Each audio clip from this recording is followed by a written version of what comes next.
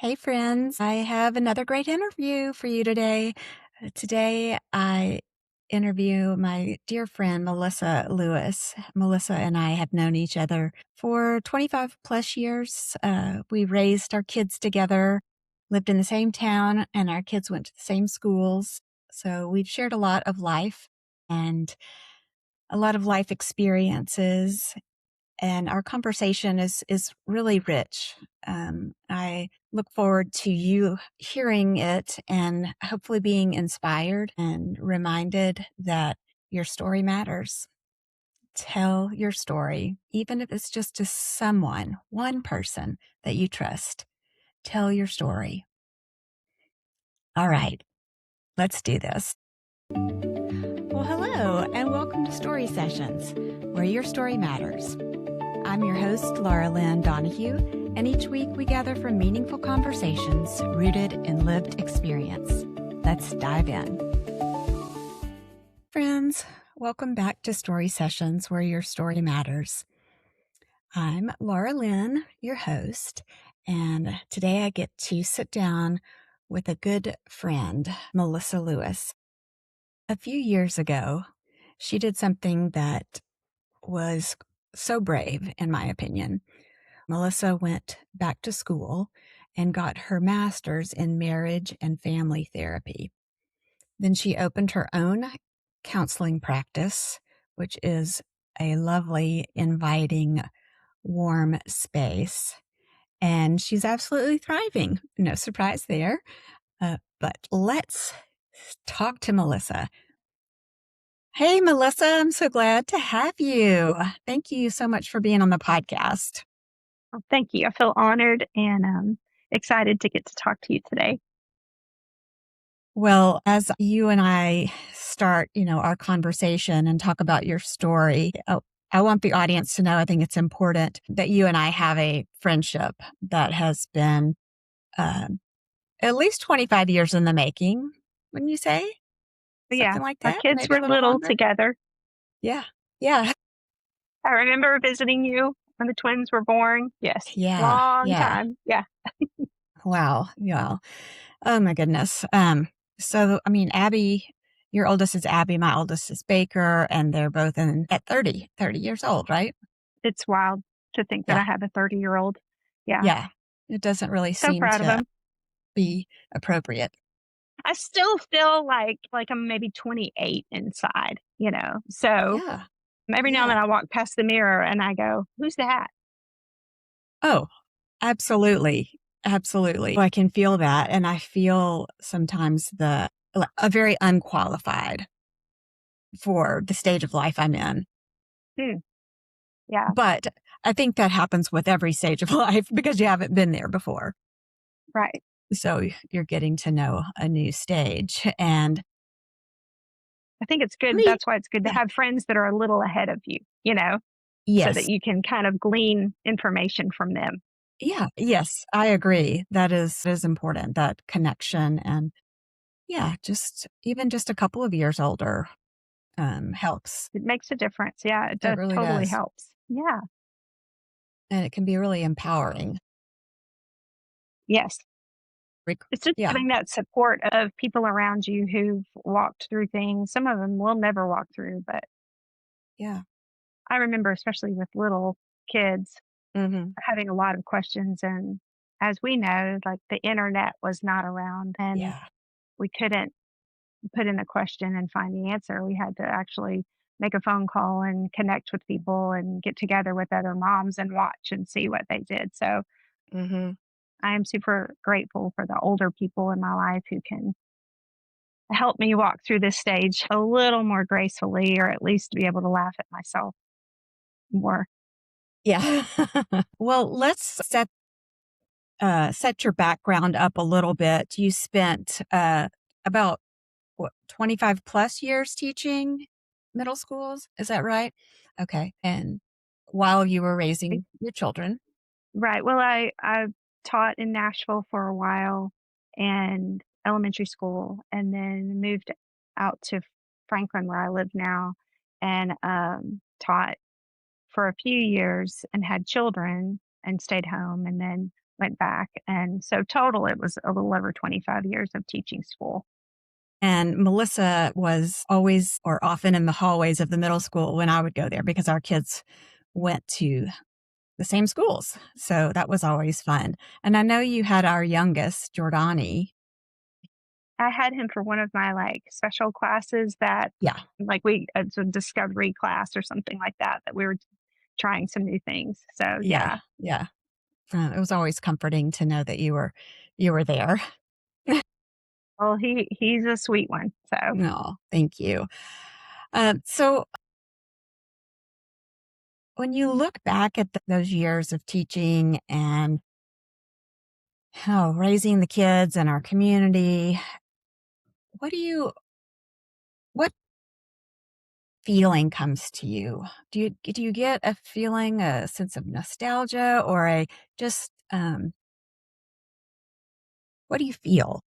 I think some of the best years of my life were, when our kids were at home and we were getting to experience them doing things for the first time or trying things, and then getting to be a part of the community and some of their friends and other children, and getting to watch them grow and change. And I did a transition from an elementary school in this area to middle school. So some of those kids, I got to teach them when they were in second grade, and then again when they were in sixth grade.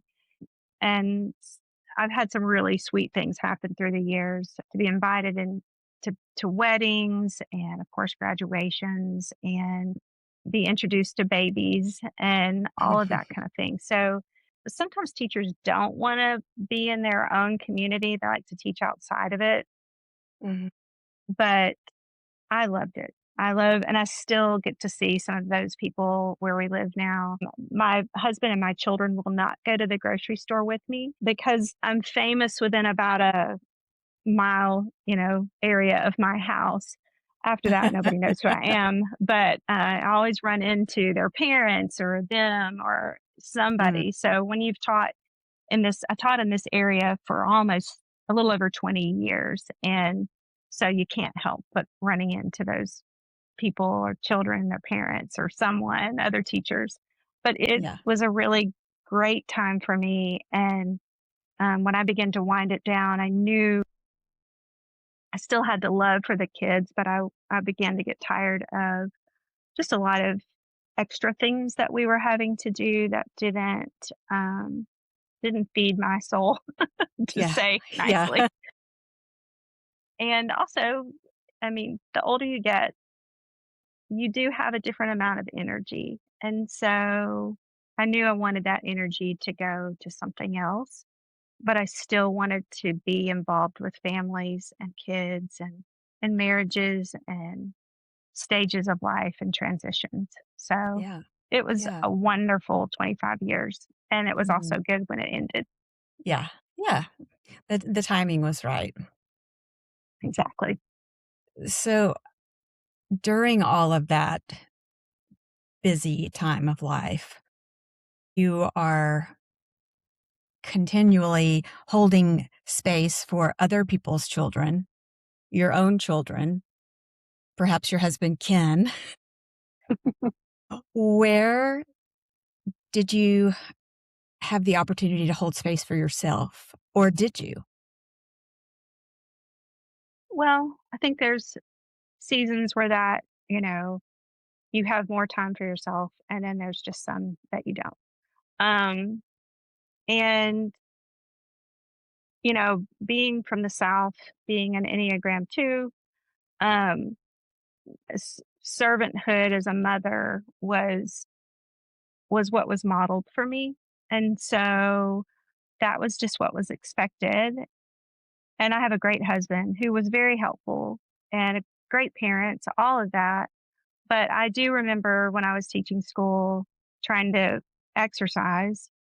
And so I would get up at like 4 a.m. in the dark and go run for 30 to 40 minutes, and also take the dog, and then get home and take a shower and try to have a little time in my chair with my coffee and my journal in the morning. And then the kids would get up and then everything would begin. And they had things after school, and I was grading papers and all of that. So I Yeah. just think there were definitely seasons where I could take care of myself better and make time for myself. But that didn't seem to come until my kids got old enough where they wanted to spend less time with me. Yeah. And they were more interested in their friends and things that Yeah. they had going on. And that's when I really noticed a shift and just kind of going, what is it that I love again? I can't remember all of that. And because I really did love being a mom, wife, friend, and teacher, all of that. But that's when I began to notice that there was kind of a piece missing. I think I even remember writing something in my journal of like, I don't even know like what the latest songs are in the world. I'd gotten so used to listening to Veggie Tales or Disney songs, whatever, that um, I wasn't even listening to the own radio songs I wanted to listen to. Yeah. I there's definitely seasons of making time for yourself, and then other seasons where you just, you know, boots on the ground. Yeah. You're in the Yeah. foxhole with them. So, um, yeah. But now I'm a grandma, and my kids My don't live here goodness. anymore. They're both married and live somewhere else, not too far from us, but far enough away where I don't get to see them all the time. And Yeah. so it has been a great season to try things like yoga and writing and art and pottery. And there's been a lot of different things that I've tried and Yeah. fun things that I've gotten to do. So Yeah. By tuning into this podcast, you understand one thing. Everyone has a story to tell, and that includes you. But sometimes we need a little help to bring our story into the world. That's where Story Sessions comes in. We're a collective of published authors, editors, and experienced storytellers who know that great stories aren't manufactured, they're revealed. Through thoughtful listening, guided conversations, and respect for your voice, we help uncover the story that is already inside you. Story Sessions. Your story told the way it was meant to be. Find out more at storysessions.live.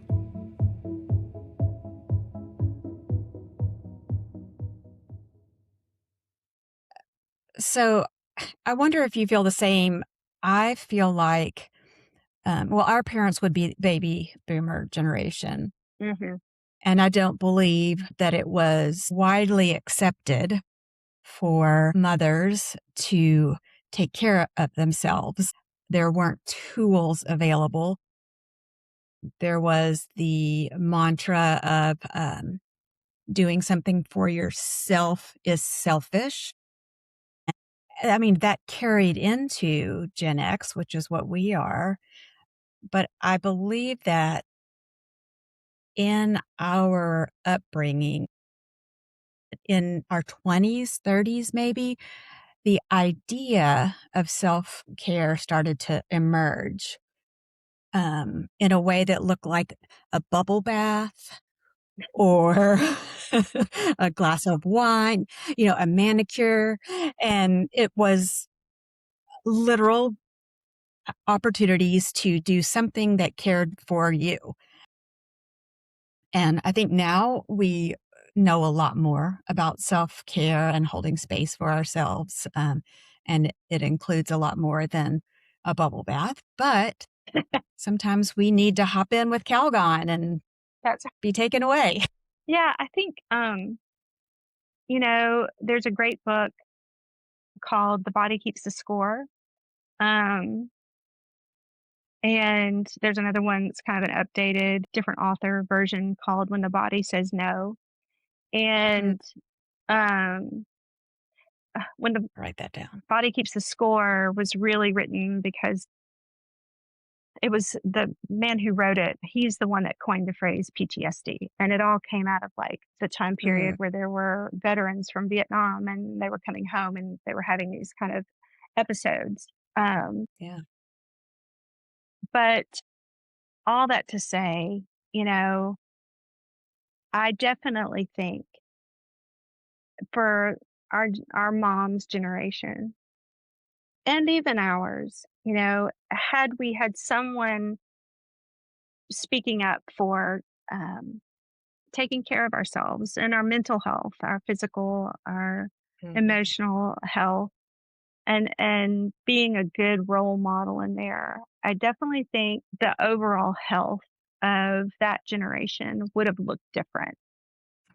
So, yeah, it's taken me a while to accept that uh, I've got to take care of myself, you know, Yeah, and yeah, and that just doesn't mean just taking a walk every day. It looks different in different seasons on different yeah, days too. yeah. I agree with you. So, from just talking about self-care, or tell me how, going back to school or going to school for your degree, your master's in counseling, how that was, or do you view that as self-care? Well, um, I chose to do that. I had always kind of been interested in being a counselor, like maybe a school counselor. Mhm, But during 2020, I was helping a lot of parents and kids, a lot of phone calls, mm. literally driving to people's houses and putting homework in mailboxes and 'Cause it talking was to the middle of the parents. pandemic. Well, I hadn't gone back to school then, but Okay, that season, I was spending so many hours at school, not only yeah, teaching and doing all the crazy things that we were having to do during that time, but also after school, I would get on Zoom calls with kids who had been mhm, quarantined for weeks, yeah, and then their yeah, parents and all of that. So that's when I really became interested. And there's a whole process to going back to school when you're 50. I guess I was 51 at that time. And I had to take a test and had no idea what I was getting into really, other than I just thought, well, this feels like the next thing. mhm. And it's something that I've always been interested in. And so it was a lot of, going to class all day on Saturday and classes on 2 or 3 nights a week and seeing And you were clients doing this and while teaching, right? yes. Yeah, okay. And so as far as self-care during that time, for me, I had to scale back what that looked like for me in different ways. Mhm. For example, my exercise routine became me walking while I was listening to books on, you know, with podcasts and just all kinds of stuff. Yeah. And also because I wanted my marriage to stay intact, I had to, because I had such limited time, I was like, I just didn't do very many things with friends. Mhm. Any extra time that I had was to see my kids or to be with my husband. And so that was kind of hard, just because I love people and I love my friends. I have some really good friends. You know, you say yes to something, you say no to something else. Yeah. And so I had to make some choices there for my sanity and for my relationships and my family um, Mhm. to make it to the end. By the time I got to the end, I literally thought it felt like crossing the finish line with a leg dangling behind me. Interesting. But it happened, and the Mhm. other part of it was that when you go through a counseling program, you begin to ask a lot of questions about who you are and how you show up for yourself and other people, and how to create change in yourself and others, and what you believe the lens is for that. So um, it's a lot of self exploration, Yeah. Yeah. so that you can show up for your clients and the people in the world in the truest, most authentic way. It was hard. Yeah. Well, some things aren't worth doing unless they are hard. That's right. Well, in a sense, on the other side of getting your master's, do you feel like you took care of yourself by going through the process of getting your degree and pursuing something that you wanted to pursue, even though it was hard? And even though there were a lot of moving parts, on the other side of that, from my view, it looks like you did that for yourself because that was something you wanted to do. Yeah. It's so interesting. When I first decided to go back to school, I had a lot of voices, friends and family who loved Mm. me dearly. Yeah. And they saw how hard I worked as a teacher, who said, "What are you doing? Mm. Are you crazy? Like, you're at the end of your career here. Yeah. Just ride out that wave. And this is going to cost you money. It's going to cost you time. It's going to cost you energy, plus other things I didn't know." And Yeah.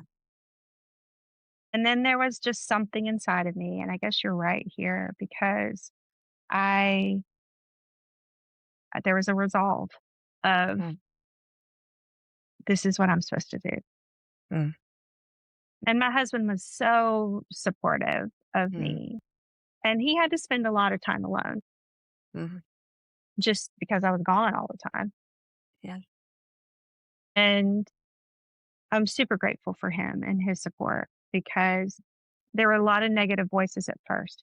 As I made my way about halfway through, it's almost like people began to go, "Oh, like, she is going to finish this thing. She is going to do it."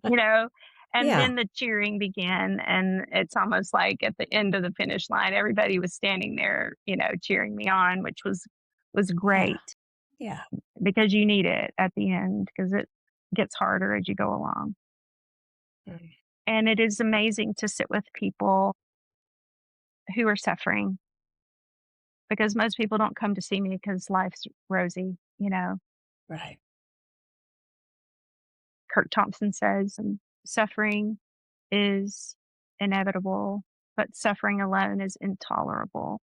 Right. And Yeah. so for me to get to be a witness and help them find places of peace in their life and healing, not Mhm. just relief.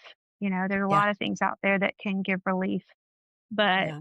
to find healing, it's such an honor to get to Mm. be a part of that and to be invited into that. So yeah, I'm really glad I'm here. Yeah. Yeah. Well, I mean, I know your husband, I know Ken, and it does not surprise me in the least that he was supportive, but not everyone's spouse or partner is. And that's a real gift. I can even visualize him encouraging you and being there for when the doubts crept in to remind you of your solid ground. And that's really important. And I know your husband too is super supportive of you. So we're very, very lucky in that arena. Yeah. But my husband would tell people, "Oh, she's going back to school to get her therapist degree because she's trying to figure me out." And and it has been interesting. we, we've both figured out some things about each other that we didn't know before. So, but it has been nice to have him in the arena with me and Yeah. cheering me on. And I know you know Yeah. that. Now, uh, my exposure to Don came through writing my book. There were things Mm, that he didn't know. Um, not not that I didn't know he didn't know, but we're being open and honest and opening myself up in the book. And it was interesting to learn that together. Something about, I mean, it might have even been something that I had an epiphany on while yeah. I was writing. And so to have the support of your loved ones is really, really important. So speaking speaking of your loved ones, let's bring your mom into the picture. And if you'll talk about your mom a little bit and what she has meant in your life, and bring us up to the point of your graduation, Hmm. getting your degree, and your mom and the significance there. Yeah. Um, so I was going to graduate in December of 2024 from my master's program. And also in December, I was going to retire. Um, I had just turned 55. And so, you know, through the whole process of this, that was the trajectory. But in August of 2024, and prior to that, we knew something was going on with my mom. Even 2 years before she died, um, I remember looking at her hand and just saying, "Something's going on with your hand." And, it led to a lot of tests and answers that we couldn't find out for a while. Um, so in August of 2024, um, she came and stayed with us. And it was literally the first week that the kids were coming back to school, the beginning of my first or my last year of teaching.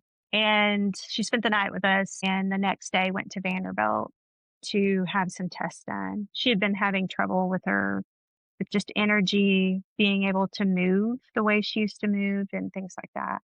And so she was diagnosed in August with ALS. And when we were all shocked, and Mhm. she's a very strong, always, active and involved in so many things. So this was a blow to everyone. And if you know what ALS is, it's just a degenerative neurological disease that basically robs you of your muscles. Mhm. But she was pretty far along in it. And we still thought we had another year or two. Uh, the Thanksgiving uh, before I graduated, she had just gotten her wheelchair. So we have video of us all walking with her down the street while she's trying it out. And she was a cheerleader of me going back to school, even when other people in my life were not. Mm. And I remember somebody saying something in front of her about, like, "Are you sure you want to do this?" And, kind of, "Why are you doing this?" And she was like, "This is what she's decided to do, and she can do anything that she wants to do."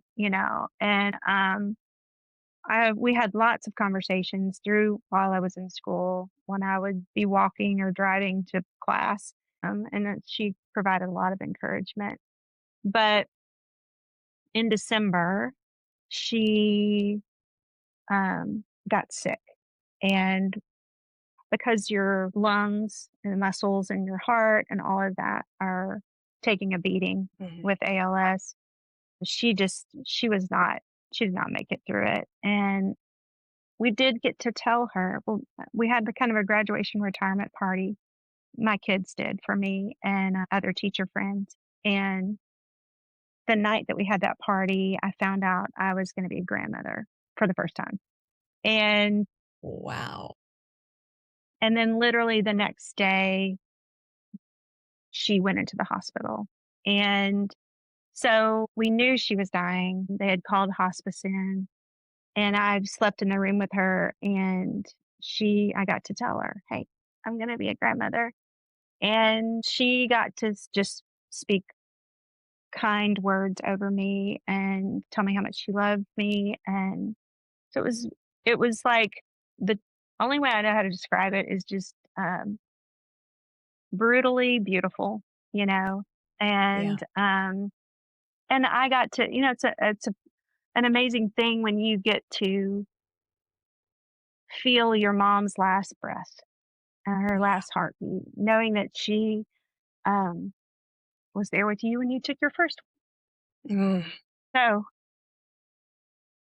Mm. it was great and hard, and it was Christmas, Mm. and um, then after she died, I had to come back to school and teach one more day, Oh and then gosh. have a retirement thing at school, Mm. and then go back and do the funeral.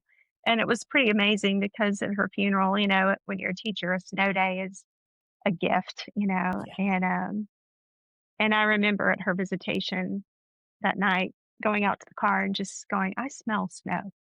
Mm. And so when we had her funeral, and so many people came and loved her, and she was such an example to me. We were headed to the graveside, and snow just started coming down. And um, I don't know. I just think there's so many gifts that if we're paying attention, we get to see. And what a gift a mom that cares about you and supports you is. I can tell you because I sit with a lot of clients that have never had that and or don't know how to be that. So that was a whirlwind trying to take care of my dad and then trying to open a practice here and Yeah. becoming a grandmother. I mean, there were so many things happening. Um, but I had the support of my husband, my kids, Yeah. friends, and all of a sudden I had time Mm. to catch my breath and to get to look back and be grateful for just all the steps along the way. I don't know if I would have done this if I had known how hard it was going to be. Well, don't I mean, there's so many things on the other side of it. You're like, "Well, if they had told me, I wouldn't Yeah, have done this." totally. And the journey's still not over for me. You know, even when you graduate, you have to work so many hours to be licensed and you have to take a big national counselor's exam that you study forever for and all of those things. But like you said, I think it's the sometimes it's the really hard things that we do in life that, you know, make life worth it. Yeah. So yeah, it's been good and I'm Mm. grateful. And I know, you know, just because we have kids that are similar ages, our heart gets pulled in a lot of directions at this age. And I think it's hard to sometimes not feel a little lonely or kind of like the runway's shorter. Mhm. And, but what I've kind of decided is that it's always great to have hope out there, that hope starts right now. Mm. And it's looking for forward to a new and different and places that we can still grow even in this last third, you know. Yeah, So yeah. hopefully I'll keep learning and growing as I keep moving. Well, thank you for sharing that story, that, bittersweet memory, um, of your mom.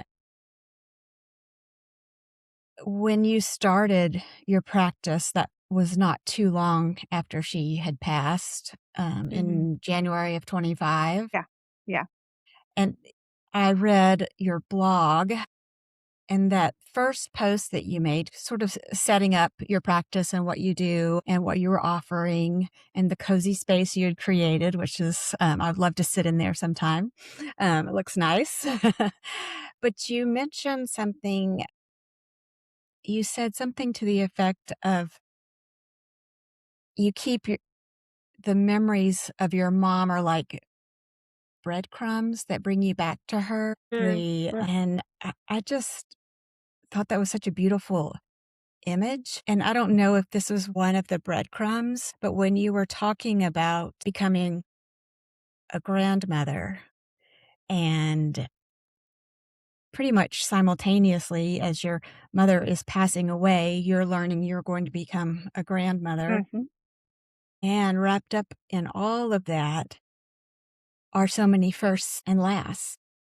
mm, mhm, The image of your mother bearing you and your first breath and your mother's last breath, and then the grandbaby's first breath is I see those sprinkled along the pathway. I don't know what if you have certain memories that you hold or you pull up intentionally, um, to bring you back.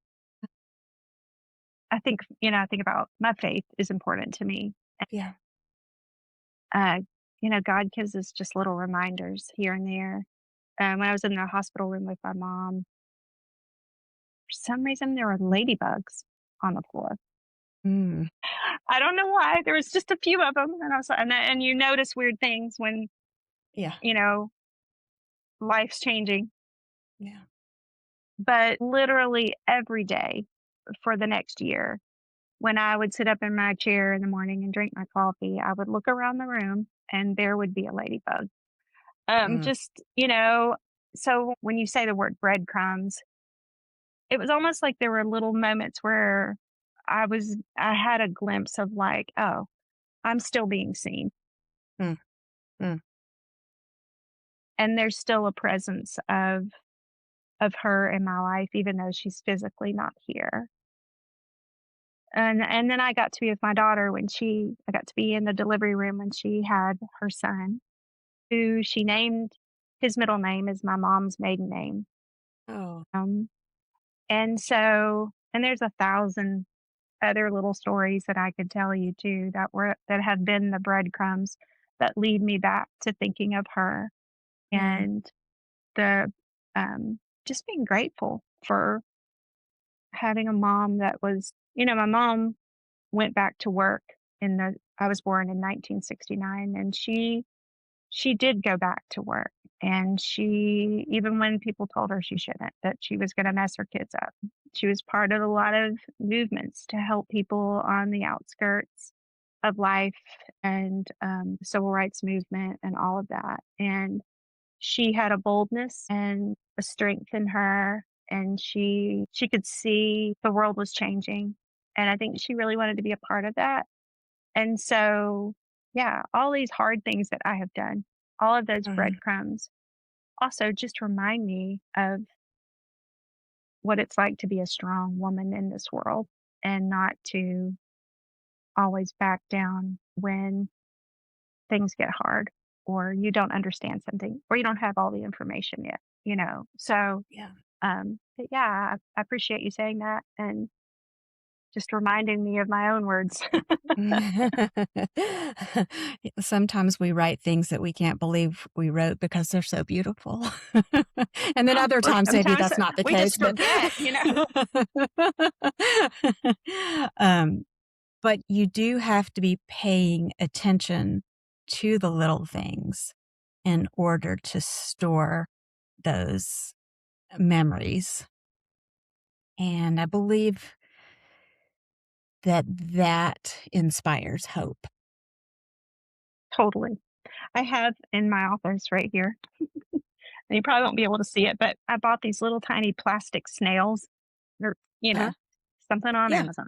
Yeah. But the big thing that I always tell my clients, usually from the very beginning that we sit down, is that we're going to go slow and we're going to pay attention. Mm, And because life will steal that from you and you won't even know that it's been stolen. And when it comes to knowing yourself and knowing how you show up in the world and what that looks like in relationship and your thoughts and your feelings and mm, experiences, you know, it's so much more bearable when you're going through something hard if somebody can sit with you and you can take it slow and begin to yeah. understand. I keep doing that same thing. Mm, But let's pay attention to, how you got there and what happens for you when you experience that. And so I love that you said that. That's from the very beginning when I meet with clients. The first session, I usually hand them a snail and I say, we're going to go slow and we're going to pay attention.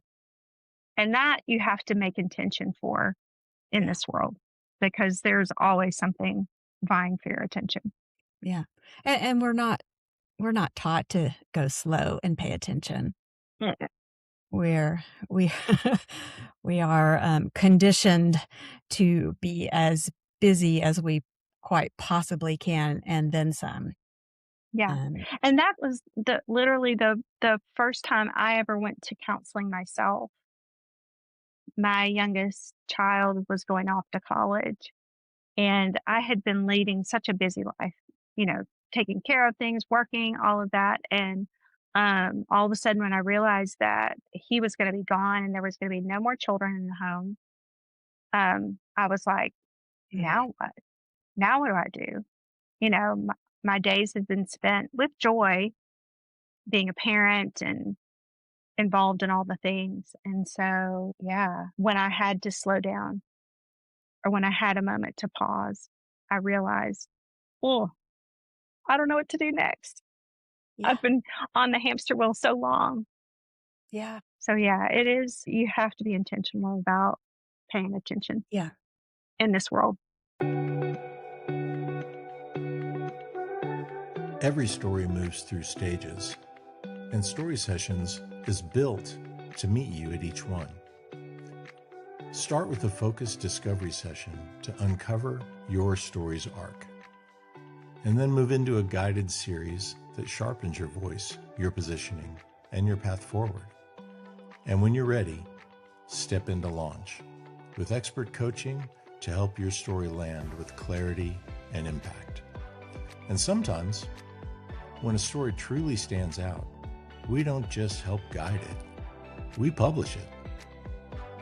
Find out where your story starts at storysessions.live.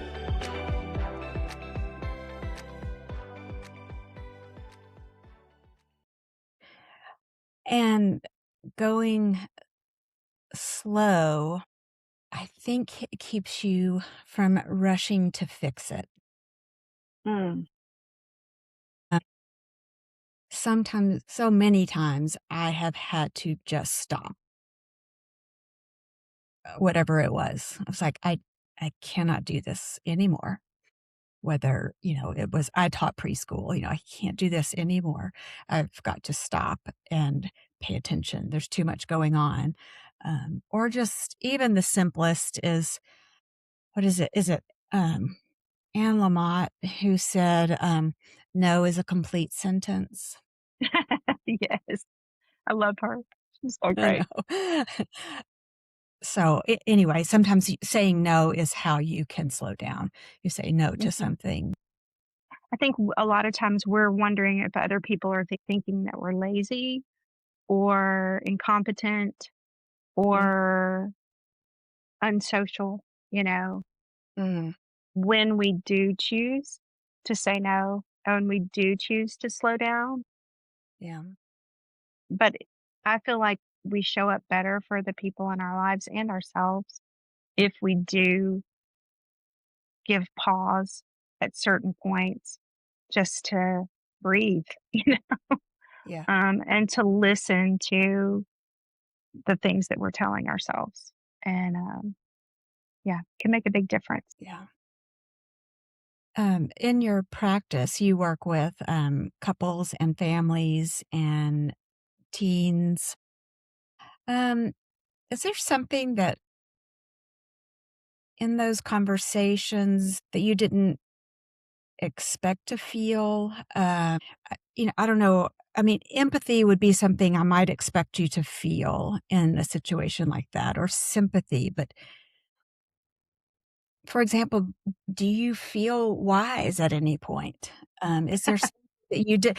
I mean, you have a lot to give, Mm, and well, just because I'm 56 years old doesn't mean I know everything at all. As a matter of fact, it feels like the older I get, the less I know. But I will say it doesn't matter what age person that I'm sitting with.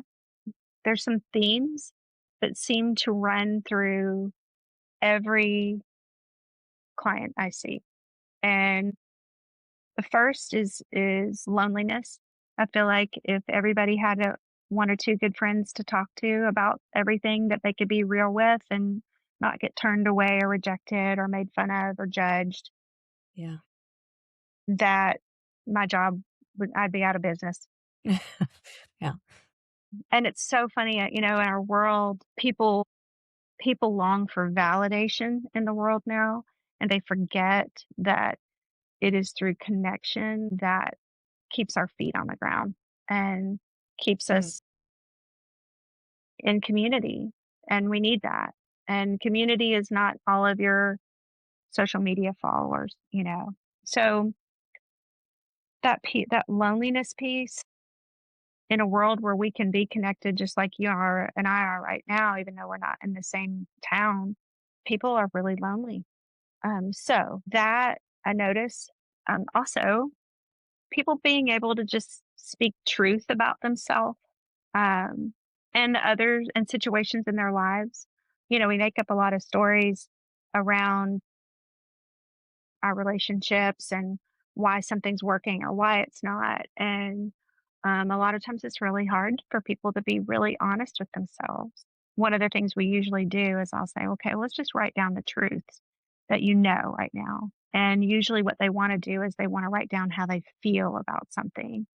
And that's very different. Mm, I could feel frustrated that my family member said this thing, and that may feel true to them, but the important part is just, okay, well, let's just write down what they said, not how you feel about it, but let's just write down what they said. It's mm, almost like when you sit with somebody, you're, unpacking, exploring, peeling apart layers of things. So being able to people being lonely, people being able to be really honest with themselves and speak truth, so that healing can begin. And then lastly, just every single person that walks through that door wants to feel like there is hope on mm, the other side of whatever happens in here for however long it takes, that there's going to be change and that things are going to be different.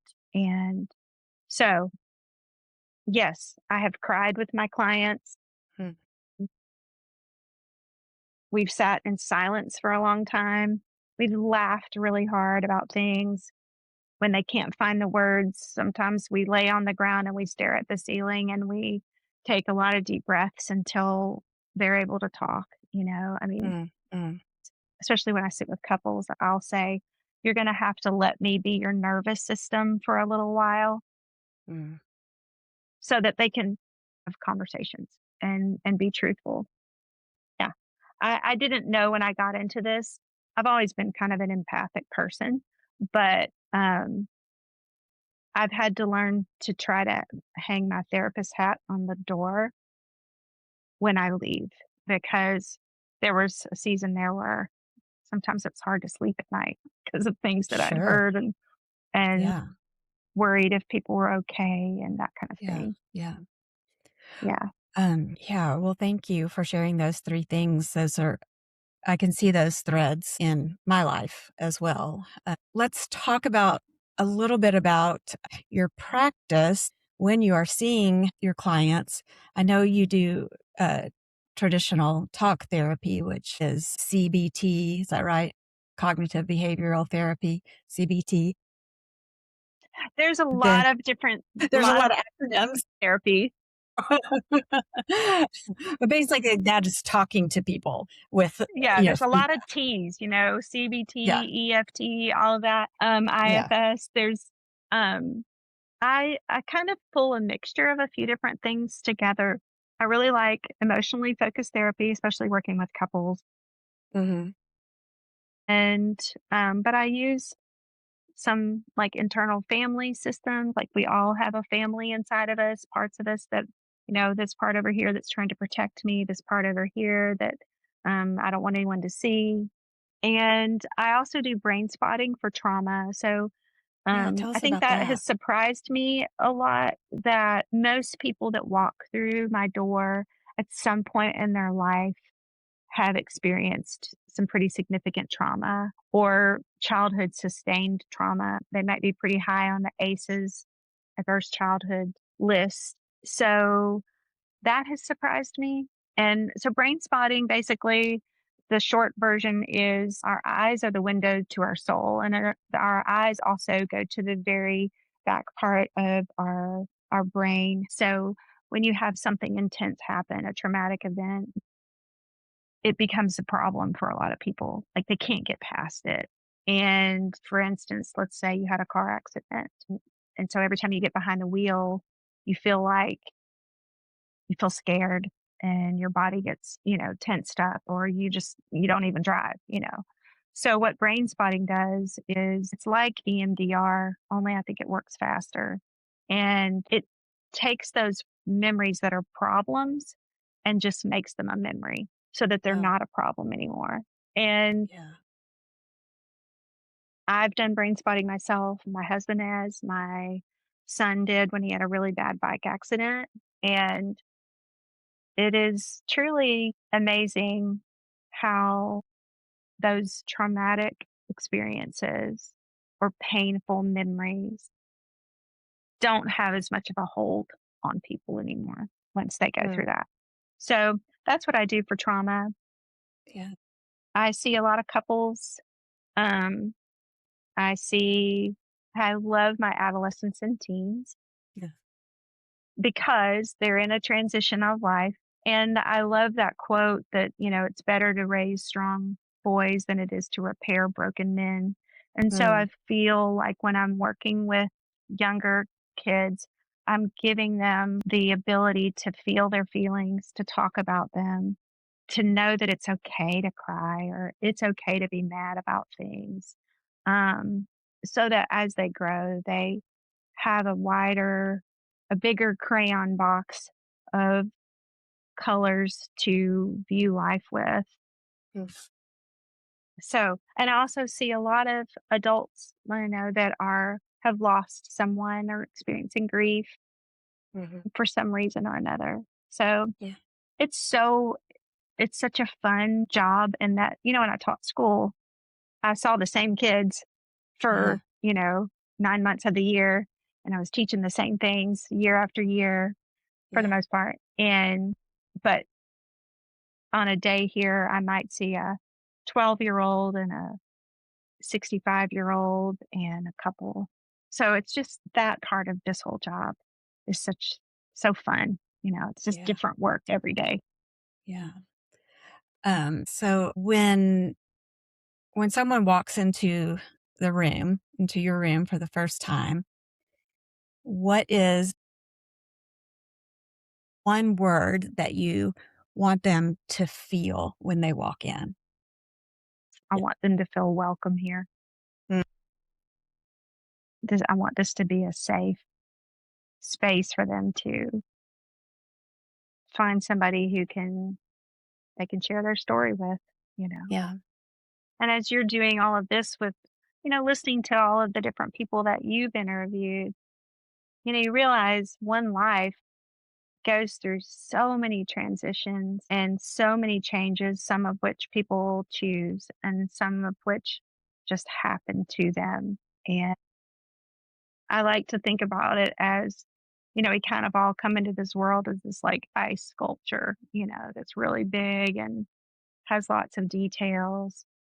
And then as we get older, all the pieces and places get chipped away, but things begin to melt. But the melting, the tears, the chipping away, and all of that is providing water to the soil so that other things can grow. So yeah, I want people to feel welcome and safe in here. That was a I really love that. long answer to your That's okay. question. So you have your logo on your website is a butterfly. Mhm. And does your space at all reflect anything about the metamorphosis of a butterfly? Well, this is first of all, my daughter designed the logo Mm, and surprised me with it. wow. And I am named after my grandmother, Mm, and she had butterflies all over her house. And that was her thing. Butterfly jewelry, butterflies on her purse, butterflies on her shirt, butterflies on the wall, butterflies on her coffee cup, everything. yeah. And my daughter didn't remember all of that. Um, since I'm named after her, it was just a really sweet connection. And the wild thing is that, you know, I'm launching my practice. My mom is dying. I'm retiring. My daughter's just told me she's going to have a baby. And when she told us the due date, it was my grandmother's birthday. So it's like all of these pieces. It's not just that a butterfly goes through metamorphosis and changes, um, but there's a lot of significance there. Mhm. And so, yeah, the butterfly is my logo because I believe we can change how we Yeah. look, feel, thoughts, our experiences, and make them new. And so, yeah, Mm. That's Yeah. another long story about the butterfly, but it is kind of wild too. Well, I love knowing, the deeper story to it. I guess the the obvious analogy would be the metamorphosis of a butterfly, Hmm. but to be able to take it a few layers deeper, with the significance that you gave it, that's special. So thanks. Thank you for Yeah, sharing that. so cool. Yeah. So, the Melissa that I'm talking to today, what do I not know about her that maybe has come into who you are in the last few years? I'm just getting to meet this part of you. Whew. Um, I think for me, and as I've done a lot of self exploration, going through Mhm, this whole process of becoming a therapist myself, the way that I am changing is I'm learning that I don't have to have everybody's approval before I do mm, something. mm, I always say, be responsible to, not for. And I have always in my life felt very responsible for other people's feelings around me. And when they tell you to put the oxygen mask on first, I never learned that. mhm. And that came at a cost to me and some relationships and my even though my intentions were good in it, um, that can wear on you and make you tired. And Yeah, also you just um, aren't authentically yourself in those scenarios. So I feel like the Melissa Lewis that's sitting in front of you now is working really hard at being able to say what she needs when she needs it, being okay with saying no, the one sentence, and really trying to enjoy the last part of this runway here mhm. without trying to people please everyone around her.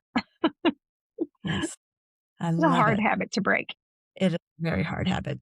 I know that, um, from experience as well. So for those listening to or watching our episode, um, those who are finding themselves connecting with you, whether it's through reinvention or through grief, the passing of a loved one, or a diagnosis, or someone who's maybe even tired of their story and they want their story to offer hope or get to a place of hope, what would you want them to know? That change is always possible Mm, and that problems don't last forever. mm, Finding the truth, even if it's hard to hear, can be such a gift. Yeah, it's yeah, usually the last thing standing in the room. yeah, Sometimes you got to do some soul searching. And it's also if they're experiencing some pain in any of those stages, mm, it's so good to have somebody be a witness yeah, to the grief, to the news, to the change. Um, so, yeah, find a witness to whatever it is that you're going through, and you can go through it. You can change. yeah, Problems are just problems and can be yeah, worked through. And there's so much beauty in life and so many beautiful people that will sit with you, listen to you, love you, accept you. And you just have to find them, you know. You have to find yeah, your people sometimes. yeah. Well, Melissa, thank you so much. For people who might be interested in seeking your services, I know you have a website, and that's melissalewis.counseling.com. And then you have Melissa at melissalewis.counseling.com as your email. Great, Yeah, great. thank you. Yeah, please reach Yeah, out if you need help or know someone that needs help. yeah. My office is here in Franklin. kind of near And you also Nashville. So offer virtual appointments if necessary. Is that right? yeah, Yeah. yeah. Okay. I Well, prefer good. in person. I like to see people's bodies. Yeah. That The sounded weird, but but like their body language, their and I'm going to say goofy things sometimes. So yeah. I can be a good source of entertainment for people as well. Oh, that's great, Melissa. Well, thank you so much for being here. And Yeah. Thank you for just, the opportunity, and I'm so proud of you. I know what it takes to sit and write and mm, have people edit your work, and people can be critical and all of that, but uh, it's the person and it's the man in the arena, right? You got in there, and I've seen you do so many really great things too, Arlen. thank you. Seen your kids growing up, and you guys gave them the spirit of adventure and putting beautiful things in the world. So thank Thank you you. for having me on here. I feel Yeah. very honored to be here today. Good. Well, I feel honored to have you, and it's been my pleasure. So, next is in person date night. That's right. Sounds good. Thanks so much for listening to Story Sessions, where your story matters. If you enjoyed this episode, please leave us a 5-star review, subscribe to our channel, and share it with someone you know. To learn more about the Story Sessions family, visit storysessions.live. That's storysessions.live. Thanks so much and see you next week.